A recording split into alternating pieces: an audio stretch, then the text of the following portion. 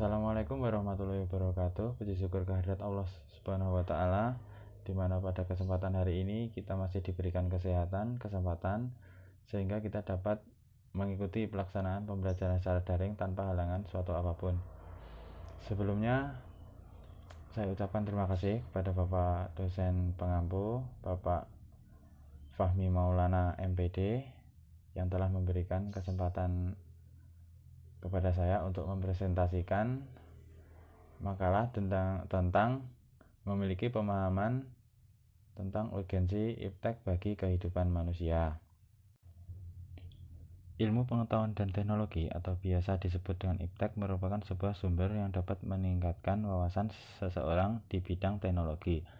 Seiring dengan perkembangan zaman, peradaban manusia di muka bumi ini semakin maju dan semuanya perlahan-lahan serba modern dan juga canggih. Ilmu pengetahuan dan teknologi atau biasa disebut iptek ini memang keberadaannya semakin berkembang dengan pesatnya.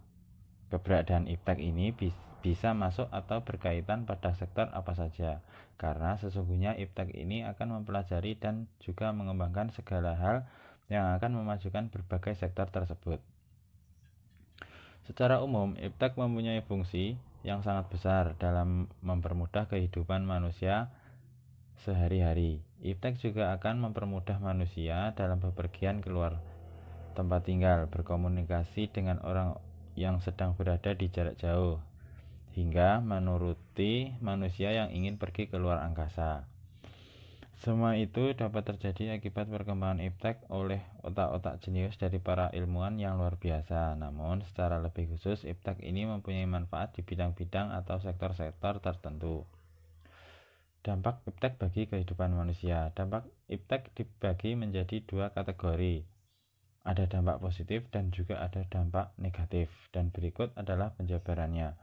1.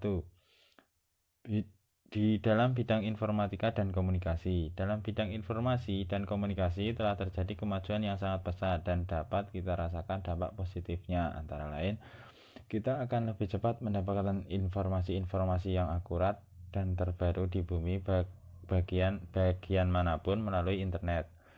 B. Kita dapat berkomunikasi dengan teman maupun keluarga yang sangat jauh hanya melalui handphone. C. Kita mendapatkan layanan yang dengan sangat mudah.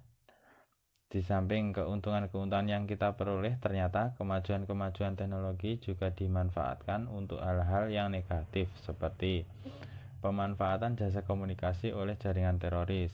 B. Penggunaan informasi tertentu dan situs tertentu yang terdapat di internet yang bisa disalahgunakan pihak tertentu untuk tujuan tertentu. C. Kerahasiaan alat tes semakin terancam, seperti tes psikologi. D. Kecemasan teknologi, seperti kerusakan komputer karena terserang virus, kehilangan berbagai file penting dalam komputer, dan lain-lain. 2. Bidang pendidikan.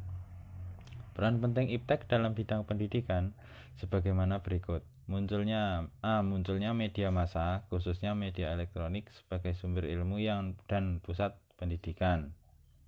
Dampak dari hal itu adalah guru bukan satu-satunya sumber ilmu pengetahuan.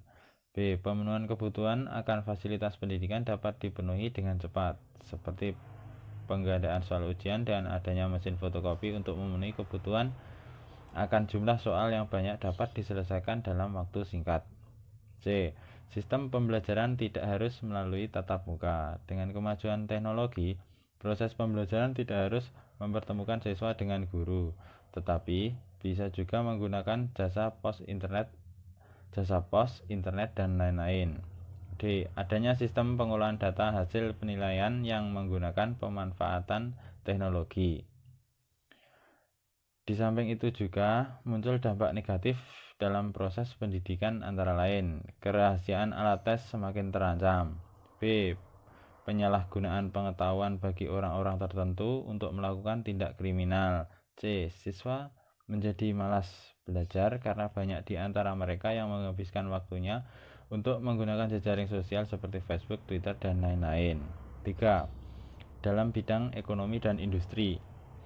Dalam bidang ekonomi, teknologi perkembangan sangat pesat. Dari kemajuan teknologi tersebut dapat kita rasakan manfaat positifnya, di antara lain: A. pertumbuhan ekonomi yang semakin tinggi. B. Terjadinya industrialisasi. C. Produktivitas dunia industri semakin meningkat. D. Persaingan dalam dunia kerja sehingga menuntut pekerja untuk selalu menambah skill dan pengetahuan yang dimiliki. E. Kemajuan ekonomi mampu menghasilkan produk kedokteran menjadi komoditi. Meskipun demikian, ada pula dampak negatifnya, di antara lain A. Terjadinya pengangguran bagi tenaga kerja yang tidak mempunyai kualifikasi yang sesuai dengan yang dibutuhkan. B. Sifat konsumtif. Sebagai akibat kompetisi yang ketat pada era globalisasi akan juga melahirkan generasi yang secara moral mengalami kemerosotan konsumtif, boros, memiliki jalan pintas yang bermental instan. 5. Di dalam bidang sosial dan budaya, akibat kemajuan teknologi bisa kita lihat dampak positifnya terhadap perkembangan bidang sosial dan budaya, yaitu A. Perbedaan kepribadian pria dan wanita. B. Meningkatnya rasa percaya diri dan ketahanan diri sebagai suatu bangsa akan semakin kokoh sehingga bangsa-bangsa barat tidak lagi dapat melecehkan bangsa-bangsa Asia. C. Tekanan kompetisi yang tajam di berbagai aspek kehidupan sebagai konsekuensi globalisasi akan melahirkan generasi yang disiplin, tekun, dan bekerja keras. Meskipun demikian, kemajuan teknologi akan berpengaruh negatif pada aspek sosial dan budaya seperti A. Kemerosotan moral di kalangan warga masyarakat, khususnya di kalangan remaja dan pelajar. B. Kenakalan dan tindakan menyimpang di kalangan remaja semakin meningkat. C. Pola interaksi antar manusia yang berubah dengan bantuan gadget yang membuat orang-orang menjadi sibuk dalam dunianya sendiri. C. Manfaat iptek bagi kehidupan manusia. Manfaat iptek dalam kehidupan manusia sangatlah banyak, seperti pemanfaatan kotoran ternak menjadi pupuk kompos yang sangat menyuburkan berbagai tanaman. Sampah dan juga kotoran ternak dapat dimanfaatkan menjadi biogas yang dapat menjadi energi alternatif yang alami sebagai pengganti gas alam yang nantinya dapat dimanfaatkan untuk keperluan memasak, tenaga gerak hingga penerangan. Dapat mengubah air yang terkontaminasi menjadi air yang bersih dan juga jernih dengan menggunakan detoksifikasi surya. Dalam perekonomian ditemukan bibit unggul yang dalam waktu singkat dapat diproduksi berlipat ganda. Pengadaan sandang dengan adanya mesin tekstil sehingga mempercepat proses pembuatan pakaian. Dalam bidang komunikasi iptek sungguh mempunyai peranan yang sangat penting bagi terciptanya peralatan komunikasi dua arah yang dapat digunakan dengan mudah, kapan saja dan di mana saja, serta dengan jarak yang sangat jauh. Beberapa kontribusi iptek dalam memajukan bidang komunikasi antara lain menciptakan adanya radio sebagai alat komunikasi klasik yang mungkin pertama kali digunakan di Indonesia, menemukan adanya televisi sebagai alat komunikasi visual serta alat hiburan, dan tak lupa alat yang kita gunakan setiap harinya yaitu handphone atau telepon.